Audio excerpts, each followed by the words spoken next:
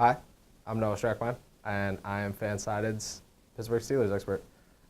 Back in 2012, I decided that I wanted to start writing, so I started my own sports blog called The Pine, and I changed the name to Average Joe Sports, and basically it was if I had a sports thought, I would write it down. It wasn't very good, and maybe I got 15 people to read an article.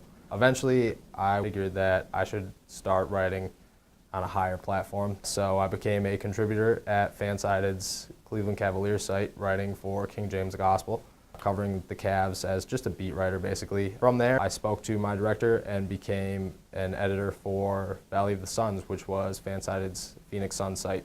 From there, I wanted to take on a site by myself, so I became the site expert for Slap the Sign, which was FanSided's Notre Dame site. Eventually, I decided that I wanted to come to school in Pittsburgh, and with that, I wanted to cover the Pittsburgh Steelers.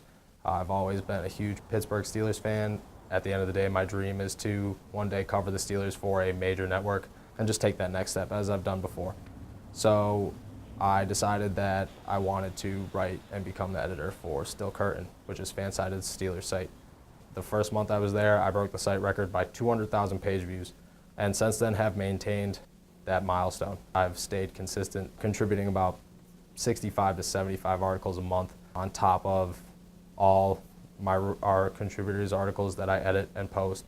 And I've really started to, connect with Steelers fans and build a level of trust and a name for myself in the Steelers community. With the writing, I've also done a lot of broadcasting. I did other small projects like Average Joe Sports Show to the Red Shirt podcast and WPPJ Radio, then started the Still Curtain podcast, which just got released recently and is already having tremendous success. My journey's not over. I want to eventually take this to the next level, and whether it's writing or broadcasting or somewhere in between, we'll see where it takes me.